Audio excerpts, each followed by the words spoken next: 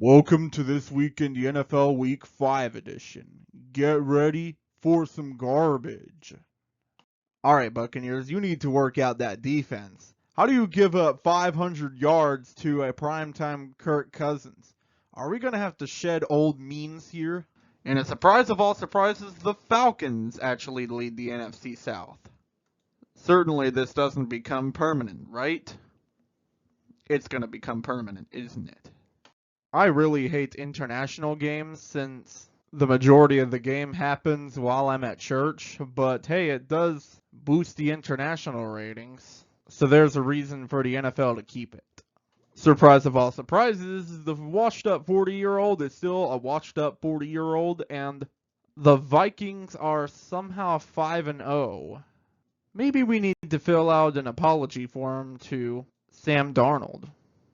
I'm not going to talk about my own team anymore, because then I'll sound like a broken record. Who I will talk about, though, is Jayden Daniels. The kid looks like a beast and could legitimately lead his team to an NFC East title. I expect big things from this kid when it comes to his NFL career. Just please don't injure him, like you did with Robert Griffin III, Commanders.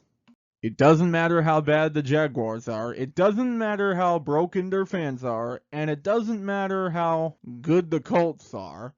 Somehow, someway, Jacksonville will always be Indianapolis at home. They've done it for the past 10 years now. I do not know how this streak has lived, or why it keeps going, but we might see it continue until the end of time.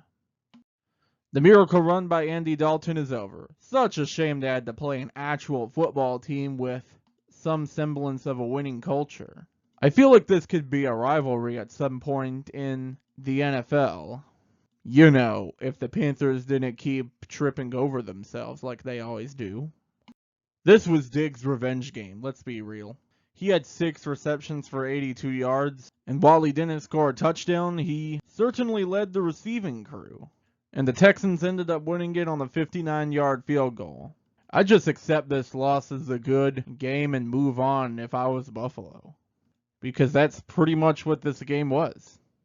The ugliest game of the year results in a Dolphins victory because they weren't actively trying to lose like the Patriots are.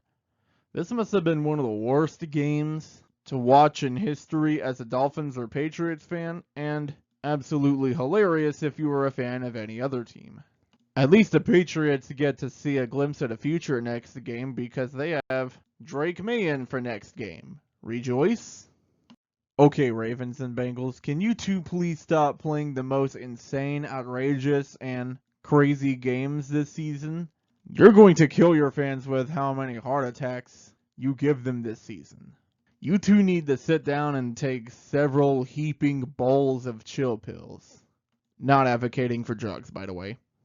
Looks like the Seahawks showed us how to lose all their credibility in one game. The Giants are now 2-3, somehow, even though they clearly should be tanking. We truly do live in the funniest timeline.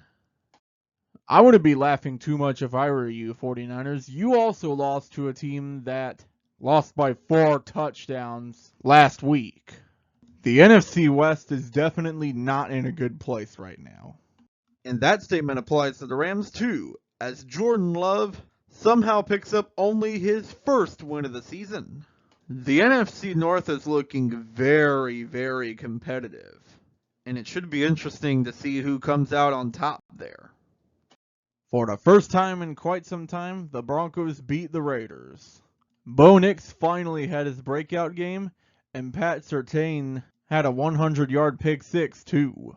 Somehow the Broncos are the second best team in the AFC West at 3-2. They're probably going to have a massive fall off, but it's kind of funny to look at it now. Yeah, I knew this was going to happen at some point. Defensive talent isn't going to bail you out forever, Pittsburgh. You'll need to find some offense somehow by passing for touchdowns and perhaps running for touchdowns.